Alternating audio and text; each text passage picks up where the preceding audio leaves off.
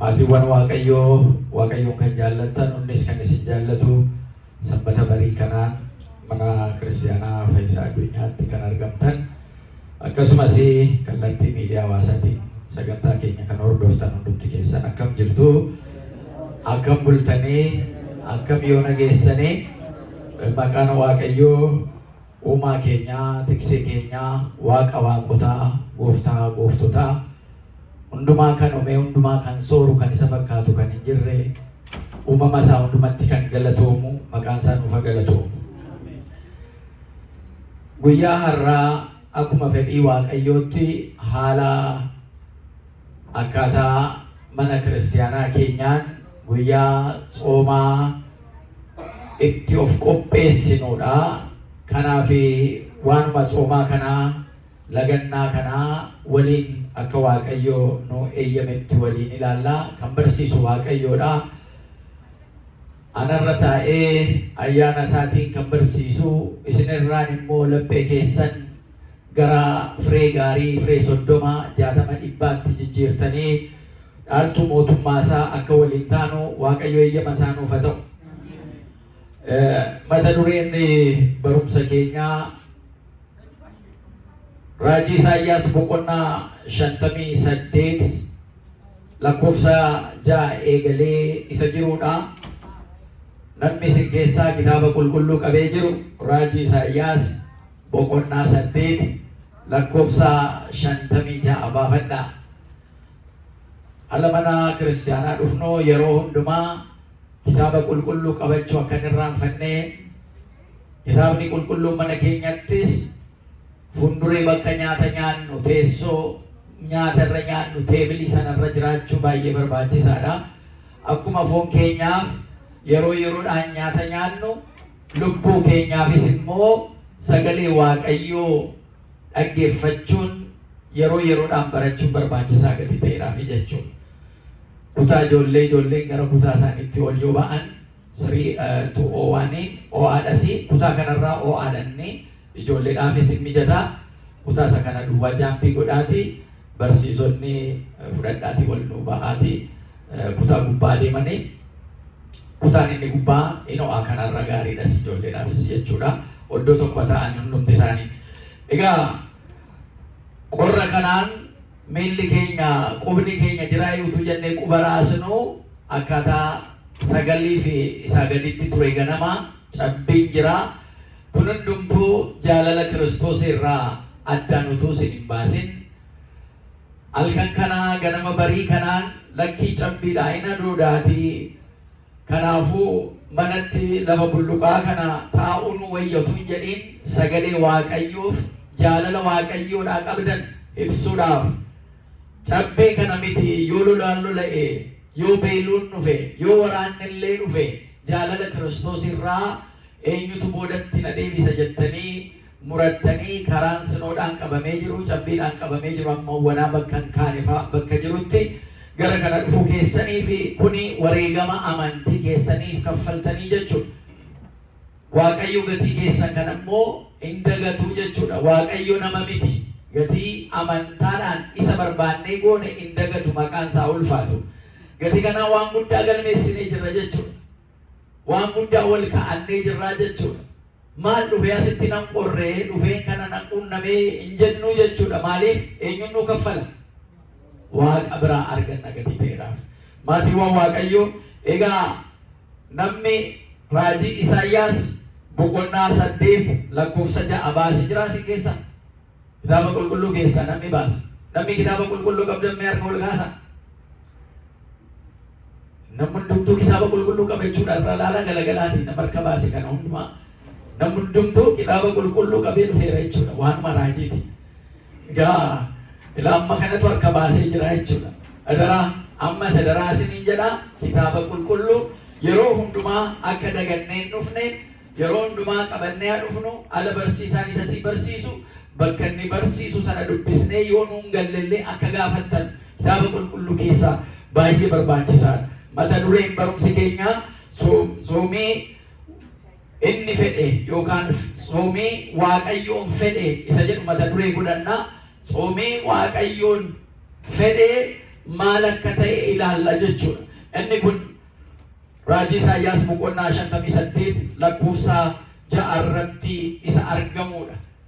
Egaa jalqaba tsoomii Waaqayyoon fedhe sanatti ce'uu keenyaan duraanii waa'ee soomaa kana ilaaluun baay'ee barbaachisaadha. Sooma tsoomuunii fi lagannaa lagachuun, nyaata lagachuun adda addummaa isaa maalii isa jedhu kanas ilaaluun baay'ee barbaachisaadha. Soomaan tokko tokko yookaan afuurawwaadhaan taanee sirna mana amantaatiin taanee sooma tsoomnu kana akka lagannaatti namoonni fudhatan jiru jechuudha. Isa kanarraa maaltu adda baasa soomaa fi lagannaa midhaanii jechuudha. Lagannaan midhaanii karaa adda addaatiin taasifamuu ni danda'a. Namni mana barumsaa keessatti yookaan yuunivarsiitii keessatti midhaan hin nyaannu jedhu barattoonni gaaffii keenya nu deebi'uu dhabaannaan ciree nyaannu laaqana nyaannu jechuu danda'u. Mana hidhaa keessa namni jiru yoo waan kana raawwatamuu dhabaadhe kanan godhu jechuu danda'u, hin nyaadhu jechuu danda'u. Ofirratti murteessaniitu hin nyaadhu jedhu. Lagannaan inni kuniif lagannaan inni tsoomaa immoo maal fakkaata? Tsoomaa wajjin inni jiru maal fakkaata? Ka'umsi isaa maali? Yaadi isaa maali? Eessarraa madda? Maal argachuudhaaf immoo kana goona? Isa jedhu sana addaan baasnee kana keessatti ilaalu. Wangeela Maatewos boqonnaa 6 lakkoofsa 16-18tti akkasumas wangeela Maatewos boqonnaa 4 lakkoofsa 1 jalqabees Gooftaan keenya Yesuus Kiristoos eega kiristinnaan kan hundeeffame maqaa Gooftaa keenya Yesuus Kiristoositiin. Raajii Isaayyaas kan inni dubbate Kiristoos dhalachuu isaatiin duratti kiristinnaan utuu hin dhufiniin dura tsoomiin turee jechuudha. Lagannaan turee jechuudha. Waaqaa jedhanii waan nyaatan waan dhugan yeroo muraasaaf dhiisuun hin ture jechuudha. Kiristinnaa durallee ture. Kiristoos dhufuu isaatiin durallee ture jechuudha.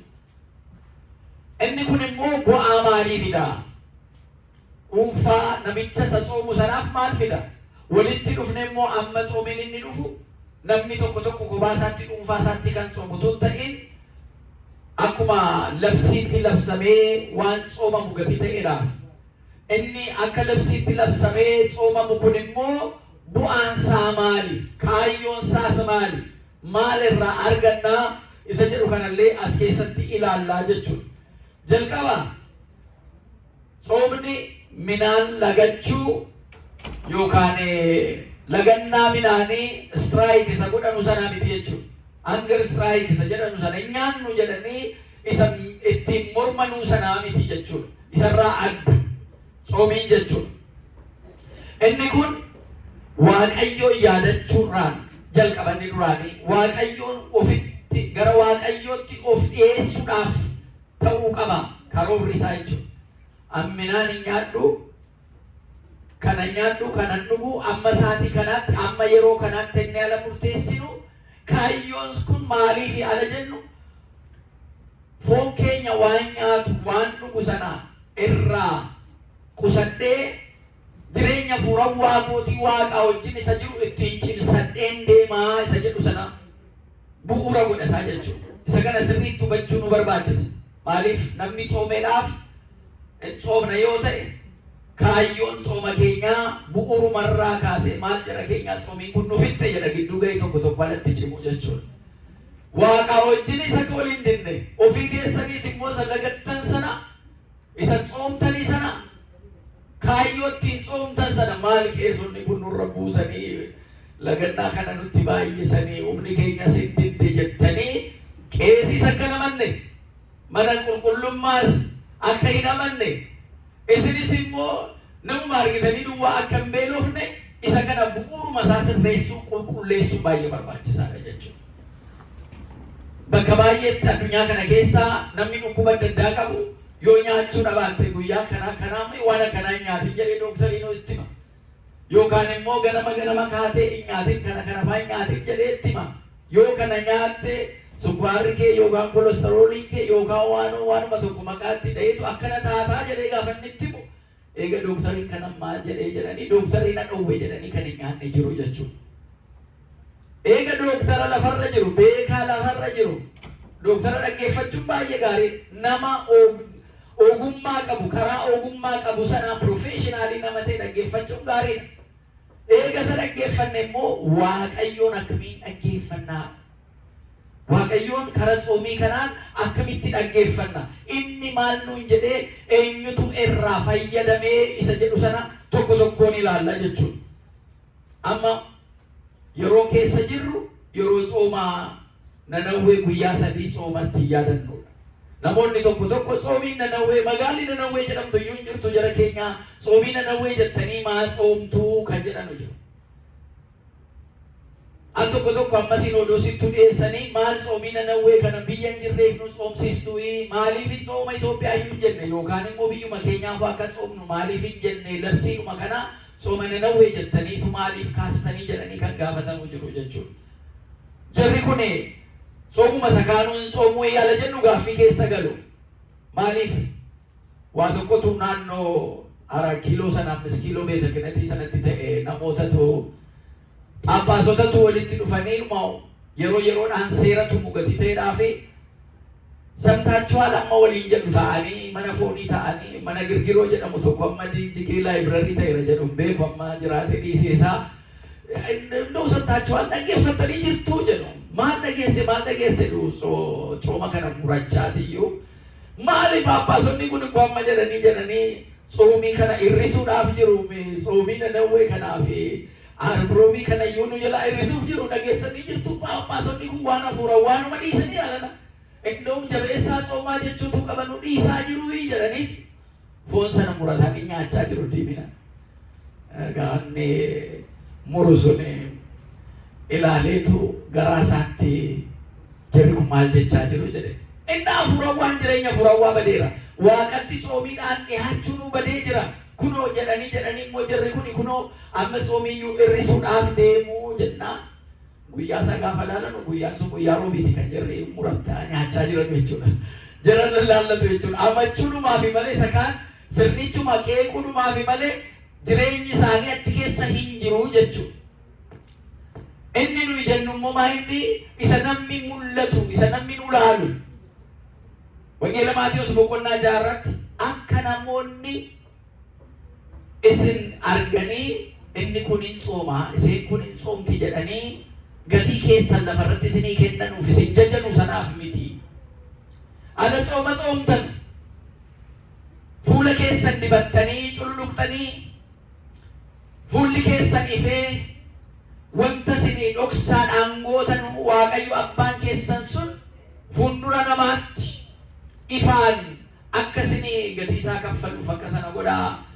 Jarri kaanii namoonni xoomuu isaanii akka baranuuf karaatti ba'aniitu kallattii karaarra dhaabbataniitu sagadanii xoomaa jirra jedhanii labsachuu barbaadu. Isin garuu akkanan godhinaa jedheetu akkaataa nu ittiin xoomnu Wangeela Maatiyos boqonnaa 6 irratti gooftaan keenya Iyesuus Kiristoos ibsee jira jechuudha. Amma kana kan keenyumaan xoomiin hin barbaachisu irra dabarreerra jechuudha. Xoomiin barbaachisaa? Hin barbaachisaa? Hundumti keenya hin barbaachisaa? Hin barbaachisaa. Jireenya hafuurawwaa keessatti xoomiin nu barbaachisaa. Maaliif namoonni tokko immoo ilaalcha kan biraa fidanii kan dhufantu jiru. Xoomiin humti kun Yesuusoo guyyaa 40 halkan 40 nu xoomee jira. Maaliif xoomuu nu barbaachisee kan jedhanus jiru jechuudha. Deebii nammas hin deebistan deebii jaraa ta'a jechuudha. Gaaffii ilaalcha kanaaf ta'a jechuudha. Iyesuus Kiristoos guyyaa 40 halkan 40 xoomee jira. Xoomee jira moo hin jiru? Xoomee jira. Kanaaf xoomiin nu barbaachisa moo nu barbaachisa? Nu barbaachisa jechuudha. Inni maaliif xoome ala jennu? Inni fakkeenya nuu kaa'uudhaaf xoome.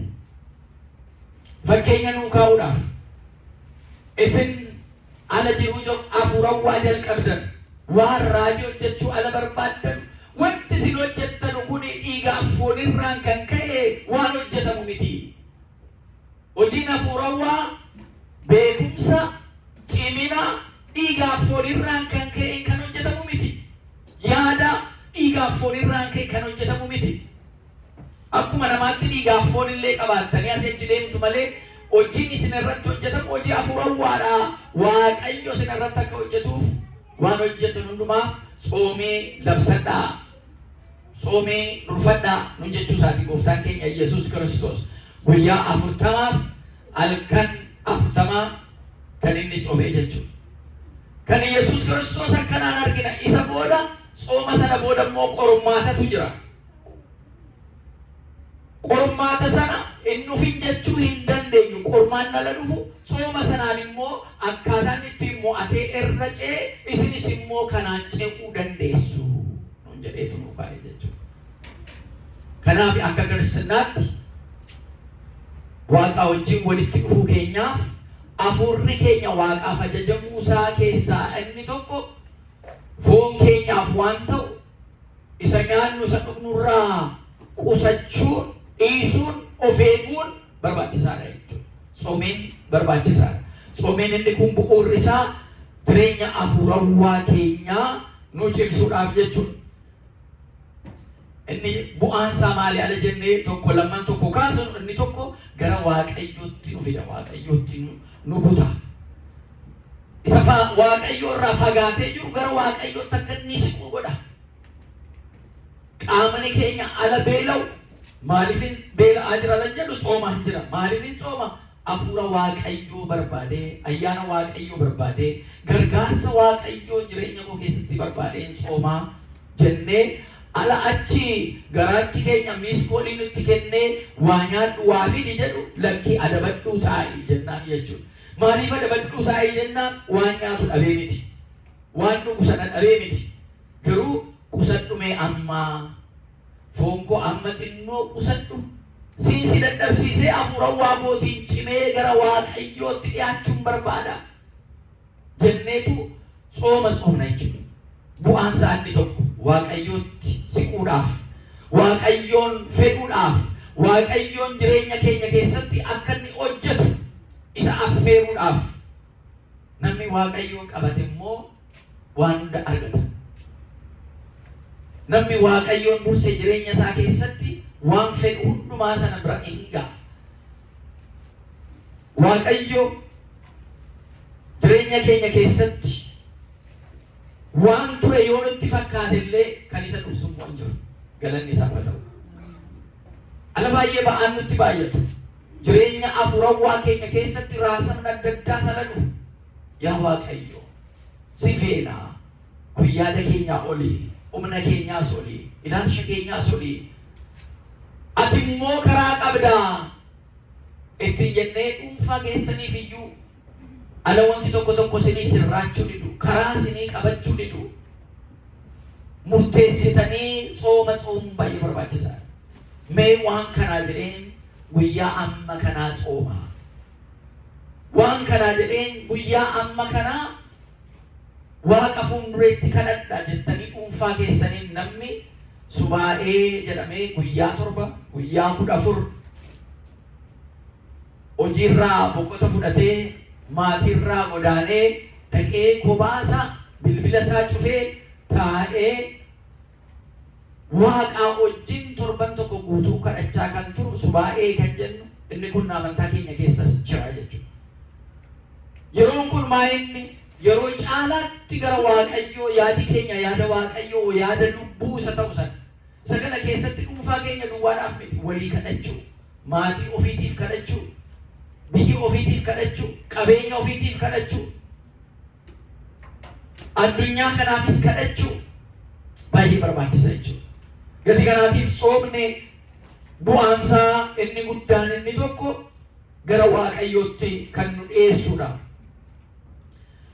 Kan biraan jireenya hafuurawwaa lammaffaa kan ta'u jireenya hafuurawwaa keenyaa humna itti horu nuu cimsu danda'a soomni jechuudha. Jireenya hafuurawwaa keenyaa akka inni cimu, akka inni jabaatu nu taasisaa jechuudha. Namni hafuurawwaadhaan yoo cime, hafuurawwaan isaa sun hafuura adda addaa jira hin beektu. Hafuura qulqulluu jira, hafuura qulqulluu hin taaneef immoo jira. Afuurri qulqulluuf afuurri qulqulluun taane kun direen isaanii nuyi jechuudha. Qoncolloo wallaansoo kan itti qabanu nuyi jechuudha. Laphee keenya keessa sammuu keenya keessa nama kana irratti iyyuu diree godhataniitu isa waamte sii dhufaa jechuudha. Isa tattamante sii dhufaa jechuudha. Maal waaqootiin inni na uumee jiraati. Akkuma na uumetti na eeguu dirqama qabaa akkatiin jenne ansi uumee jira si jedheera Waaqayyo. Garuu filannoon kan keetti jedha. Filannoo kee keessa galu Waaqayyo. Balbala irra dhaabbatee kan inni balbala kee dha'u laphee kee dhaabani siin jedhu fedhii keetiin akka isa waamtu. Fedhii keetiin mana keetti akka galchattu. Akkasuma afuurri qulqulluun mana keenya keessa galee laphee keenya keessa ayyaana keenyaaf laphee keenya eenyummaa keenya akka inni to'atee jiraatu isa gaafachuun nu barbaachisa. Isa waamuun nu barbaachisa. Isa waamuu dhabaannaan garuu manni ona ta'ee afu hin jiru isa kaantu itti dhufaa jechuudha. Isa kanarra Waaqayyo nu haa eegu. Afuura qulqulluu isaa Waaqayyo nurraa bulchu. Kanaaf dhufne miliqnee harkaa ba'uudhaaf dhufnaa jechuudha. Battlefield yookaan diree waraanaa afuurawaa akka hin taane miliqnee tiksee keenya, gaaddisa keenya, gaachana keenya gara Waaqayyootti kan dhufnu akka dhuunfaa keenyaatti, akka maatii keenyaatti, akka ijoollee keenya qabannee yaa Waaqayyo sitti koloo galee jira ati na eegii kan ittiin jennu jechuudha. Gara isaatti ala dhufnu, gara isaatti dhufuu keenyaaf foon keenya dadhabsiisneet jireenya afuurawaa keenyaa kan ittiin cimsannu jajjabaannee kadhannaadhaaf akkaanu karaa tsoomiin karaa of tsooma keessa dabarsuun isa barbaachisaa jechuudha. Bataskaanni gataa jajjeef manni kiristaanaa gatii ajaji duwwaadhaaf miti jechuudha. Kanallee ilaaluun hunda keenyarraa baay'ee barbaachisaadha. Inni kan biraa sadaffaan kan nuyi tsoomnu kallattii Waaqayyoo karaa cuccufame balbala nutti cuccufame hundumaa akka nu hubannu wisdom ogummaa Waaqayyo akka nu kennuudhaaf tsoomna jechuudha. Ijoollee keenya illee barsiifan wanti dadhabdan yoo jiraatan itti yaaddanii wanti isin dadhabdan wanti itti yaaddanii gara yaaddessuu yookaan yaaduu sanarraa gara yaaddessuutti isin fidu yoo dhufe utuu yaadda'in wanta yaaddan sana Waaqatti dabarsaa. Ogummaa Waaqayyoon furmaata Waaqayyoon isinii kennaa jennee ijoollee keenya illee barsiisuu nu barbaachisa. Ofii keenya barannee itti amannee kitaaba qulqulluu keessatti namoota baay'ee fakkeenya ta'an kaasuu dandeenya. Isa kana keessatti hojii duuka bu'ootaa boqonnaa 13 lakkoofsa 2 irratti duuka bu'oonni hojiitti bobba'uu isaanii hojii afuurawaa hojjechuu isaanii dura balbala isaanii cufataniitu tsooma kana keessa turan. Tsoomni bu'aa gaarii gatii qabuudhaaf faarfattoonni ala faarfannu faarfannaa keenyaan dura qalbii keenyaaf ayyaana keenya Waaqayyoodhaaf bichisiifachuudhaaf nu luboonni akkuma nama hojii isa kaanii professionaalii hojii kaanii hojjennee fixnee zaksidan jennee deemnu tun ta'in jireenya keenya keessatti waan lallabnu kan ofii keenyaa beeknee ittiin jiraachuudhaaf yaalaa keessa ce'u baay'ee barbaachisaadha. Diyaaqonii salata uummanni sala walitti dhufu kana gochuun baay'ee barbaachisaadha. Yeroo ammaa keessumaa addunyaa irratti amantaan qorumsatti dhufee jira. Yeroo ammaa kana addunyaa kana keessatti saaxilamee jira jechuudha. Amantaan saaxilamee jira. Mootummaan addunyaa kana saaxilamee jira. Yeroo kana amma ala arginu raafamina addunyaa kana ala argaa jirru isa kana keessatti wanti dhoksaan ta'u waan tokkollee hin jiru jechuudha. Cimee kana irra darbuu danda'u isa cimee dhaabbateedha. Amma dhumaatti yoo cimtanii dhaabbattan inni mootummaa Waaqayyoo dhaluu danda'a. Dhaalee jiraachuu danda'a. Ibsa ta'ee walii ibsee deemuu danda'a. Inni kun immoo raasaminichi kanuma dursamee dubbatame gatii ta'eef raasamina addunyaa kanaa keessa kallattii isa ta'u alkallattii direct or indirect isa jennu sanaan wanti addunyaa kanarratti ta'u amantii keenya irratti si dhiibbaa fiduu danda'a. Pressure isa jennu. Amantiin keenya immoo cimee akkamiin dadhamatee keessa ba'a. Dhuunfaadhaan namoonni baay'een sammuu isaanii to'achuu dadhabanii sammuu isaanii jalaa sigigaatee kan qoricha fudhachuu jalqaban baay'ee jiru. Kan sammuu isaanii jalaa raasamee hojii isaanii dhaabanii maatii isaanii dhaabanii sammuudhaan miidhamanii jiran namoonni baay'een jiru.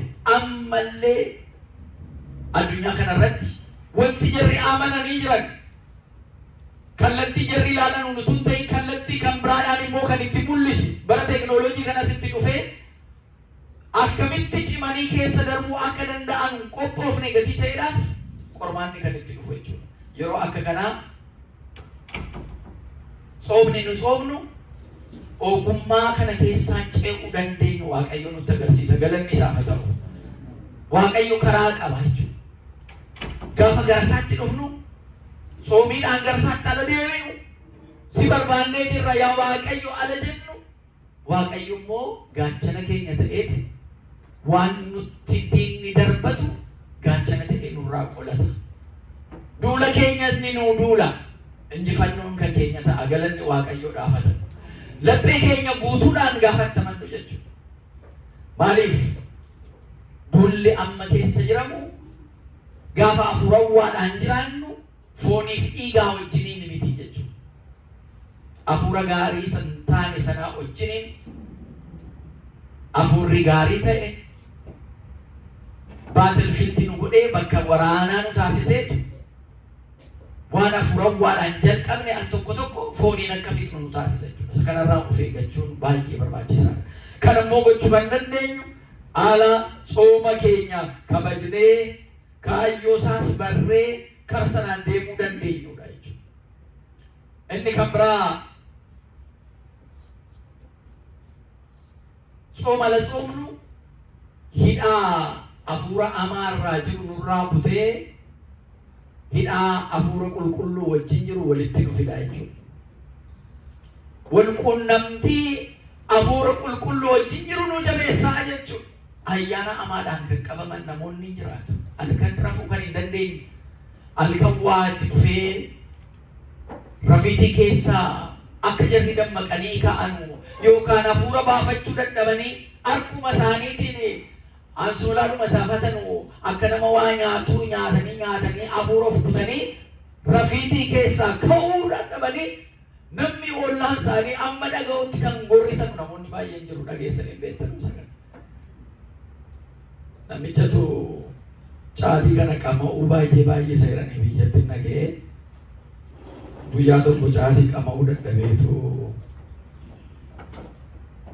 halkanitti dhufe jedhanii maaliif har'a qama'uu dhiiste jedheen dhufe maali na beekta silaa maali hanga qarshii dhabeetan malee akkan qama'uu jaalladhu amma beekta miti jedheen har'a nan waamne maqaa akkamutuu waamin oolte jedheen irra jechuuf gaafanne jedhu kophee caammaa isaa asii ol gaafa ilaalu namichi rafee lakkoofni kophee isaa 1,000 jedhan. Eenyuun kopheen amma 1,000 jira. Sammuu namichaa keessatti garuu argeera namichi suni jechuudha. Irra hojjetamuudhaaf kunoo irra dhaabbatee halkan rafiitii isa dhowwa jechuudha. Namni akkana rafiitii dhabee bulu meeqa jira gangalachaa kan bulu meeqatu jira. Inni kun hafuura hamaa sanarraa kan dhufeedha jechuudha. Jara akka kanaa hafuura hamaa sanaa wajjin walidhanii jireenyi isaanii cubbuu hojjechuu isaaniitiif waan adda addaa gochuu isaaniitiif walidhee jiru nagaa of keessatti hin qabaanne ala soomuu jalqaban isa sanarraa baqatanii isa sana ofirraa kutanii gara Waaqayyootti jara dhufan. Jara guyyaa hojjetu nu gammadanu, jara harkan rafuu ala dhaqanu boqonnaa gaarii qaban tokko jechuudha. Waan baay'ee jira gola namaa keessa, jireenya namaa keessa waan baay'ee jira, rakkina baay'ee kan qabu. Galii kanaatiif kun kadhannaadhaan Waaqayyoon walitti dhufnee hafuura qulqulluu walitti dha'amnee kan keessa baanudha jechuudha.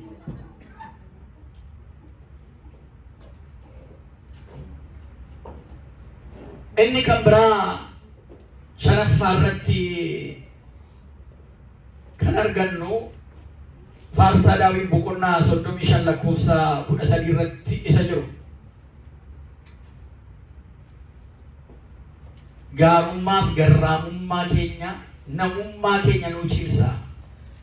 Ala soomuu jalqabnu gaarummaaf garraamummaa keenya namummaa keenya iyyuu kan nuu cimsu ta'a. Maal jechuudha kun? Nama ta'uun miilluma lama harka lamaa fi mormaa ol mataa qabatanii mormaa gad immoo qaama qabatanii dhuma deddeebi'uu miti. Sakkanaa ilaan maskiin iyyuu roobootii nama fakkeesse amma waan mana keessatti barbaadanu akka hojjetutti mataa sirra kaa'ee harka sirra kaa'ee maali sirra kaa'ee roobootiin hin hojjetu. Namummaa nama ta'uu keenya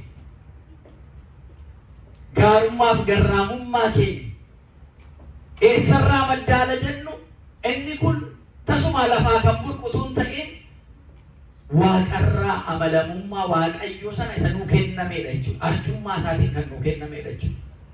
Jireenya furawwaa keenyaatiin ala sooma keenya jabeessinu nama gaarii, nama amala qabeettii, nama sakaaniif fakkeenya ta'uu danda'u nu gochaa deema jechuudha.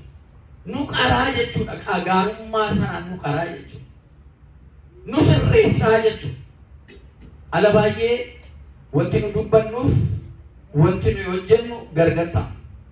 Ofii namichi kun ofii bataskaanuma dhagaa maal dubartittiin kun ofii bataskaanuma natti mana waaqayyoo iyyuu natti amma jedhamutti al tokko qeesii kun dhugaa mana waaqayyoo tajaajilaa seexanii iyyuu sarara waan namaa barata amma jedhamutti fakkeenya kan taanu jechuudha namoota gaarii karaan kallattiin taaniin.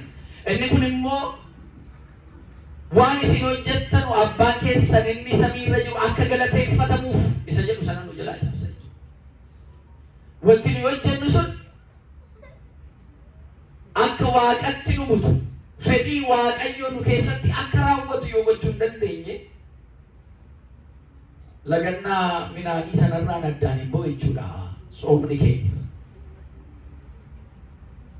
Gati kanaatiif nama gaarii kan Yesus Kiristoos fakkeenya nuu kenne kan duuka bu'oonni isaa fakkeenya nuu ta'an sana taanee jiraachuudhaaf soomuun baay'ee barbaachisaadha jechuudha. Bu'aa soomirraa argamu keessaa inni tokko isa kana. Qulqulluu Daawitiinis kana keessatti kaasnee ilaaluu dandeenya. Egaa akkuma jirutti waa'ee soomaatii kanaan booda torban sanbataan kan jiru waa'eedhuma sooma kanaa soomaa barachaas irraa buufachaas jireenya keenya keessatti immoo waan argine walitti maas wal barsiisaas hin deemna gatii ta'eedhaaf mata dureen barumsichaa bal'aallee yoo ta'e gara sooma waaqayyo jaallatu sana kallattii waaqaan walitti nu fiduu sanaa cimsachaa deemna jechuudha. Walirraa barachaa deemna. Hafuura qulqulluu barsiisa. Ayyaana waaqayyootu barsiisa. Namni qubaasaatti ofii isaatiin ga'ee banee kitaaba qulqulluu barsiisuu danda'u hin jiru. Ayyaanni waaqayyoo yoo eeyyameef malee jechuudha. Gatii kanaatiif soomni keenya kun namummaa keenya isa kaaniif moodeel ta'uu kan danda'u, saampil moodeel fakkeenya ta'uu kan danda'u, waa'ee gaarummaa yaaduu, waa'ee waan gaarii hojjechuu, yoollee hojjechuu dadhabne waan gaarii sammuu keessatti yaaduu isarraa jalqaba jechuudha. Kiristiyaanitiks Kiristinnaa keessatti inni jalqabaa yeroo hundumaa sammuu keenya waan gaarii akka yaadu. Waaqayyo ayyaanni isaan wajjin jira, nu argaa, nu isa fuuldura jirra. Akkuma nama qullaa dhaabbatee Waaqayyo waan hundumaa keenyaa ilaala jennee hubachuu, Waaqayyo na arga jennee hubachuu isarraan kan ka'e namni fuula arga. Waaqayyo garuu qalbii keessa deddeebi'u arga gatii ta'eef qalbiin keenyallee kan Waaqayyotti gammadu akka nuu ta'u gochuurraa Kiristinnaan jalqaba jechuudha. Inni kun immoo sababa adda addaatiin nu jalaa xuraa'uu danda'a. Sababa adda addaatiin jireenya hawaasawaa kana keessatti adeemsa lafarraatti mana keenya dunkaana yookaan yeroodhaaf ta'e kana keessatti yoo jabaate torbaatamaa saddeettamaa yookaan yoo irra darbe 90 umuriin namaa umurii kana keessatti jireenya bara baraa sanaa kan murteessu Waaqa wajjin akka jiraannuuf jireenya bara baraa argannee akka jiraannuuf jireenya bara baraa sana immoo akka dhabnu kan nu taasisu umuriinuma yeroodhaaf nu kenname kana keessatti wanta hojjennudha jechuudha. Amantaan hojii wajjin hojiinis amantaa wajjin mul'ata gatii ta'edhaaf. Kanaaf tsoomni keenya itti amannee minaan lagannaa sakaaniirra mana hidhaa jiru, mana barumsaa jiru, iddoo adda addaa gaaffii adda addaatiif minaan lagaturraa adda kan taasisu bu'uuruma ittiin tsooma kanattiin jalqabnu ta'uusaa wal hubachiisuun baay'ee nu barbaachisaa jechuudha. Egaa gara isa jalqabaa wangeela raajii Isaayyaas boqonnaa 58 lakkoofsa 6 namni baasee jira. Raajii Isaayyaas boqonnaa 58 lakkoofsa 6 irraa jalqabee tsoomni anfo'adhe isa kana jedheetu Waaqayyoon kan inni haasa'u jira. Waliin dubbisnu mee eenyu dubbise? Eshi tole maayikii naa kenniif. Raajii Isaayyaas boqonnaa 58 lakkoofsa 6 galatoome.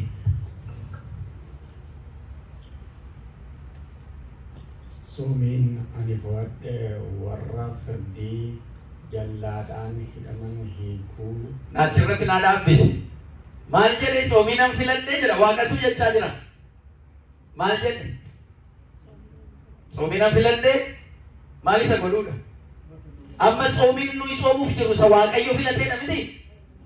Maal ajennu kayyoo isumaaf qophaa'aa jirra miti? Soomiin Waaqayyoon filate immoo isa kamii ala jennu?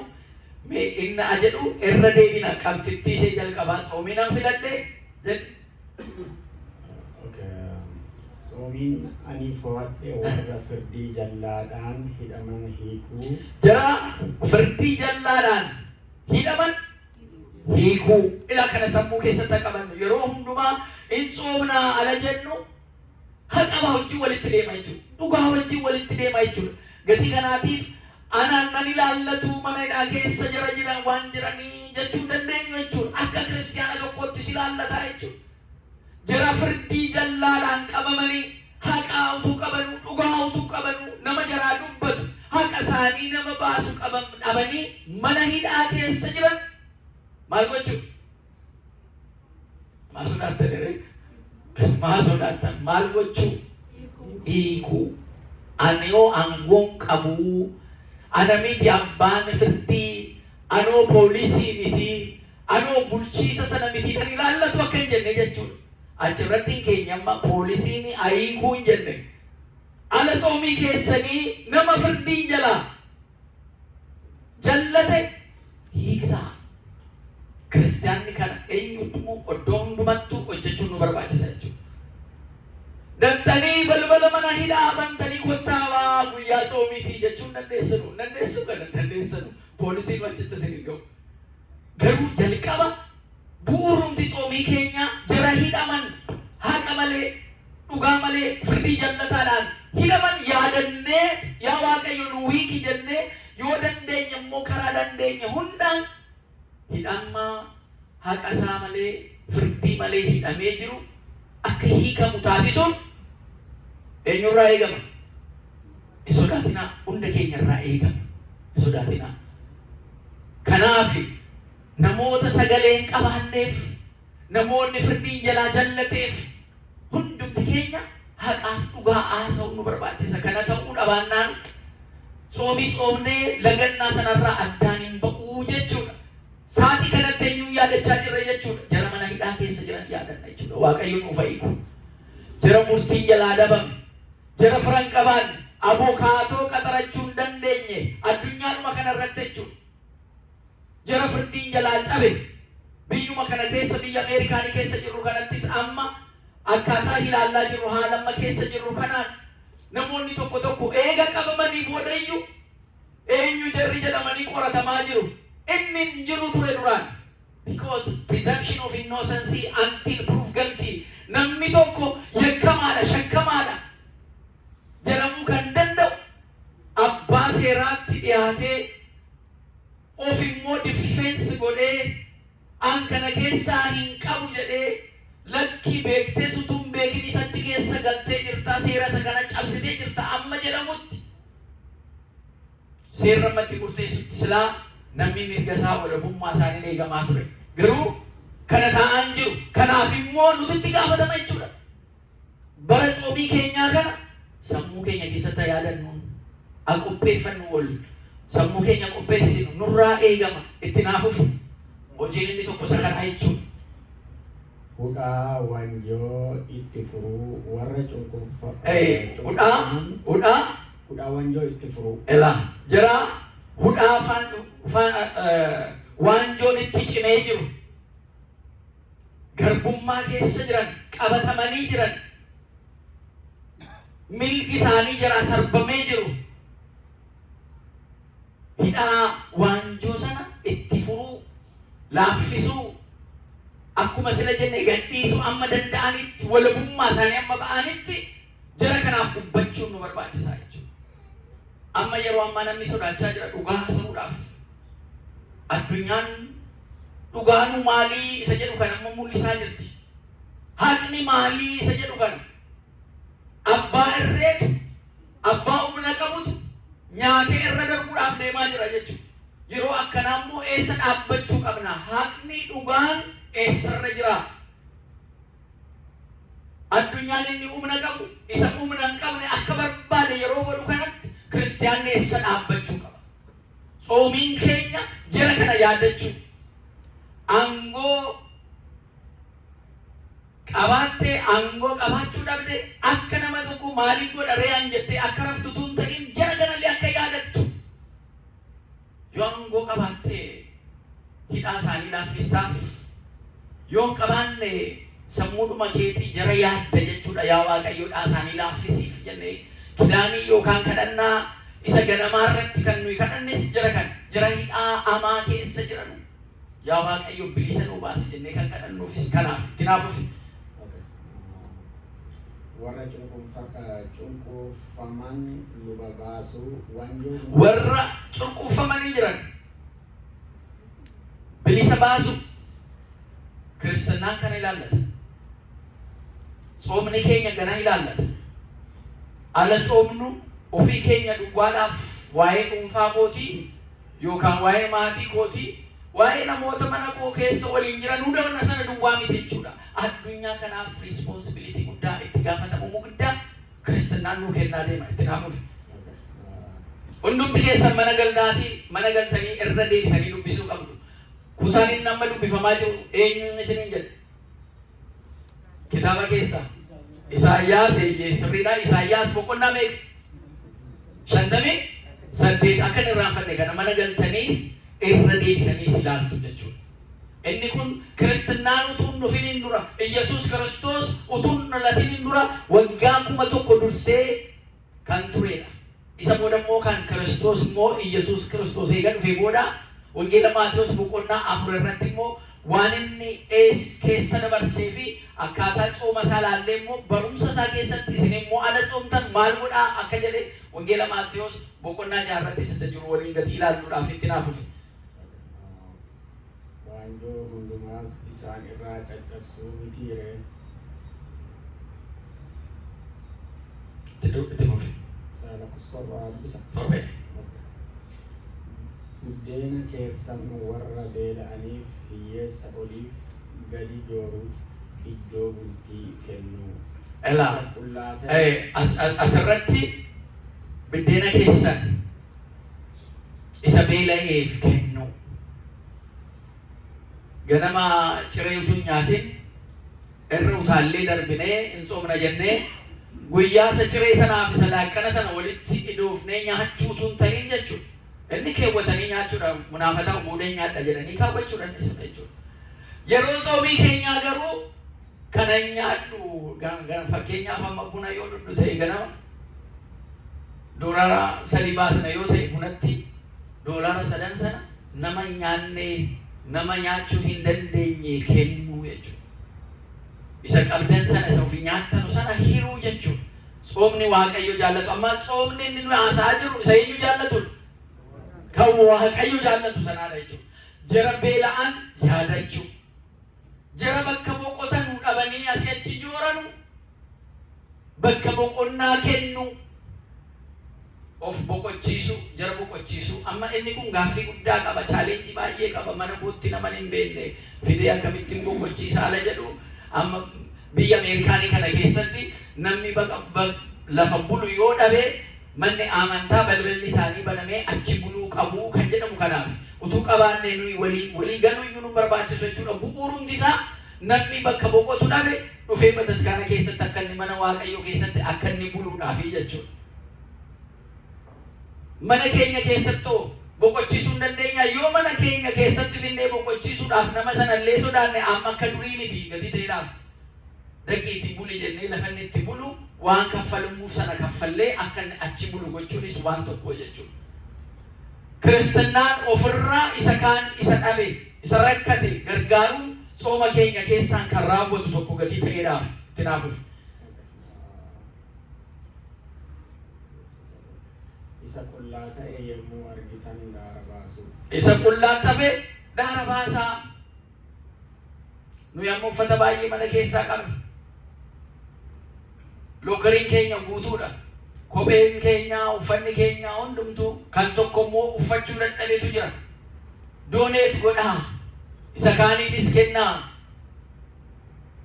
Isa kanarratti akka haala manaa qeessichaa kan taane lama kan qabdan isa tokko kan hin qabaanneef kennaa jedhee qeessicha la barsiisu iyyuu haati manaa dhageessee wangeela akkana jedhaa lama yoo qabaattan isa qabaanne tokko kennaa jedhee qeessichi barsiise. Haati manaa barumsa dhageessee amma qeessii manaa ba'uutisee mana geesseetu uffata mana keessa jiru hundumaa baasteetu hiyyeessaa kennite. Gaafa qeessichi bataskaana qaddasee mana ga'u uffata jijjiirrachuuf jedhu uffanni hin jiru. Indee meerri uffanni koo maayinni miccite miccamaa dha'uute eessa dhaqee jennaan indee maasila barsiiste. Tokko lama yoo qabaattan isa qabdee kennaa jetteetti. Anjara kaaniin hin jedhe malee taadhaan mana kootiin jedhee jechuudha. Jalaa miliquudhaaf kun hunda keenya ilaallata jechuudha. Isa hiyyeessa gargaaruun hunda keenya ilaallata. Amma dandeenyetti isa qullaan tafe daara baasu jechuudha. Tole itti fufi. Warra aantii keessanitti dugdaan gatuu dhiisuu mitiire. Warra aantii keessan. Anumaafuu wanti kun sirriitti naa galuu qaba. Warra sinixaanan jechuudha. Aantii keessan. Warra sinitti kan firoota keessan jechuudha.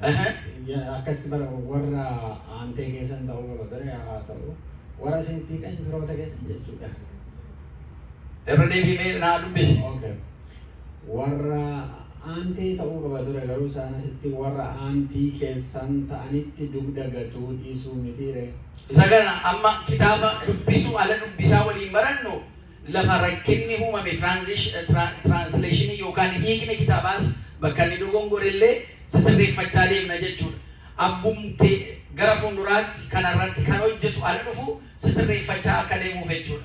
Gatii kana dugda namatti kennu aantee keessanittis al tokko immoo cidhuma keessanitti iyyuu gammachuu keessanitti illee mana keessanitti nyaataaf dhugaatii qopheessitanii firuma keessan duwwaa waamtanii isa karaa deemu sana irraanfattanii isa karaa deemu sana isa waan nyaatu waan dhuguu hin qabaanne cidhallallee aragootan isa gatii isinii deebisu sanaaf iyyuu gootu garuu isa nama deebisuu hin dandeenye hiyyeessa sanaaf garuu waamtanuu jedha. Gara biraatiin immoo aantee keessan duwwaa ala walitti dhuftan biddeen keessan duwwaa nyaattu. Midhaan keessan nyaattu inni kaan garuu hin qabu. Ala ayyaana fayyisaa addunyaa waamnu asitti ala fayyisaa addunyaa kabajnu kabaja keenya kabajneeti. Yoo dandeenye hawaasa naannoo keenyaa jiru kanaan ayyaana qabnaa yoo dandeessanii kottaan wajjinii free food free drink jira jedhama miti biyya kanatti. Ayyaanicha kabajanu garuu ayyaanicha amanticha beekanu free food free drink enjoy gootu ala jedhamu namni hin dhufaa jechuudha. isa keessa maal ta'aa jechuudha in barsiista nama sana. Isa dhufutti in barsiista jaalala kennitee fi barsiista jechuudha. Inni kun baay'ee barbaachisaadha. Fayyisaa addunyaan immoo amma alayyaana baafatullee hawaasa keenya hundumaa waamuudhaan kan goonu itti fufuu kan qabu jechuudha. Sooma keenya keessattis jechuudha. Jireenya keenya keessattis itti fufuu kan qabu jechuudha. Aantee keenya nama koduwwaa jennee isa kaan dhiibuutu hin ta'in amma dandeenyetti amma humni keenya jedhetti yoo gochuu dadhabne yaada keenya keessa taa'uu qaba jechuudha. Bu'uura yaadaa ta'e waan baay'ee akka nuyi kan raawwanne kan nu qabu jiraachuu danda'a. Haa ta'u immoo malee inni kun sooma keenya keessatti soomni Waaqayyo jaallatu akka nuu ta'uudhaaf jechuudha itti naafuufi. Yoo kana hundumaa gootanii ibni keessan akka biiftuu ganamaa oolni ni ba'a. Madaan keessanis dafee deebi'ee ni fayya.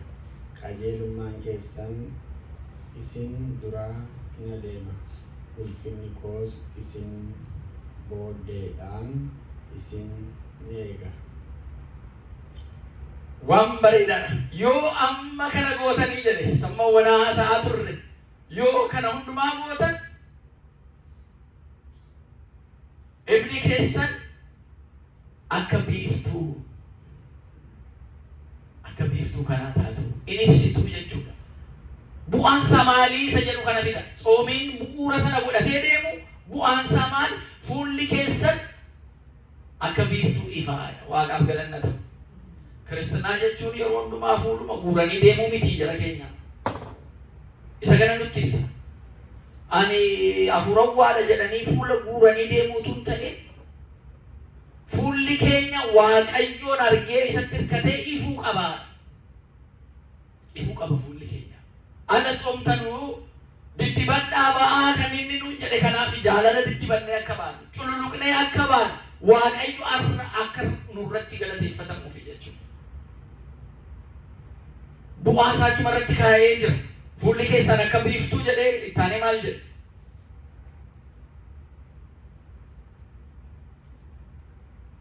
Fuulli keessan akka biiftuu ta'a. Ganama ol ni ba'a jedha.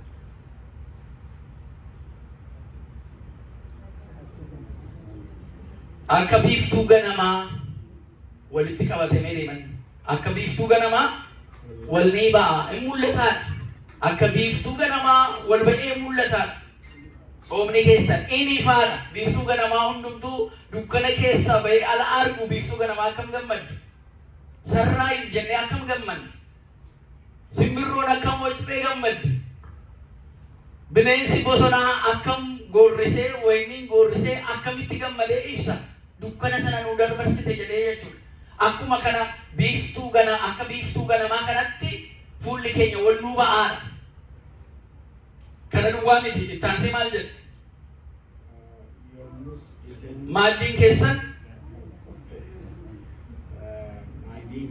dafee deebi'ee madaadha. Madaan keessan dafee deebi'ee ni fayya.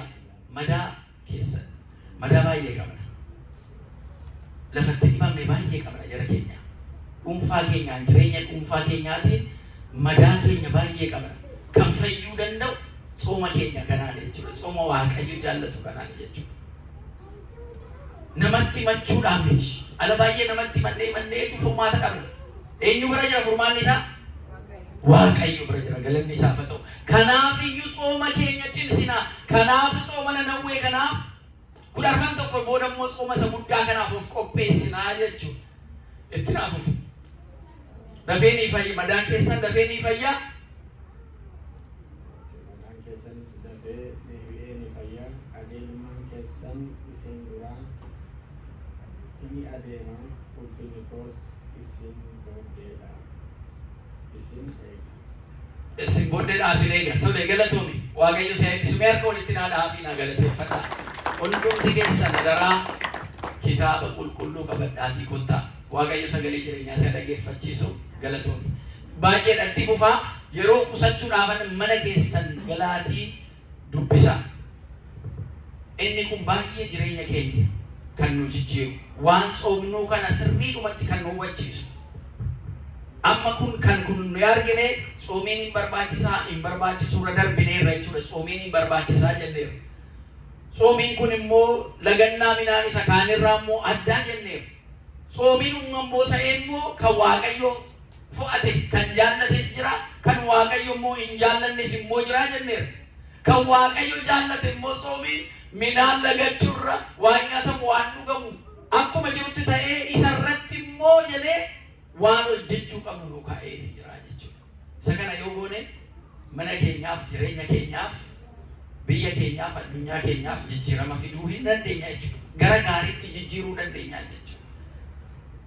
Yeroo tsooma keenyaa kana waan inni nu ajaje raawwachuu humna isaa immoo kan argannu sarraan kana ofuma keenyaafuu kana manni buna dhuguu baree buna tun dhugin manaa ala ba'u ammummachaa oola.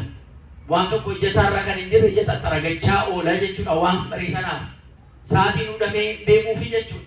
Kana immoo calluma jennee tokkichumaan jalqabnee fixnaa otoo hin ta'in suuta jennee barachaa bu'uura kanaan tsoomna jennee of amansiisnee bu'aan isaa immoo kana jennee of amansiisnee eenyu nu dandeessisa jechuudha. Waaqayyo nu dandeessisa jechuudha. Hafuura keenya, ayyaana keenya nu cimsa jechuudha. Gati kanaatiif Waaqayyo soomanni fo'ate, soomanni filate sanaa tsoomnee jireenya hafuurawaa keenyas qormaata seexanaa injifannee hafuura keenyaan Waaqatti dhufnee waan inni nurratti gammadu akka hojjennu fedhii Waaqayyoo nuuf haa ta'u. Kan nu kakaasee nu jalqabsiisee isa baranne kanaan firii 30, 60 fi 100 baasnee immoo mootummaa isaa dhaallee akka jiraannu fedhii Waaqayyoo nuuf haa ta'u.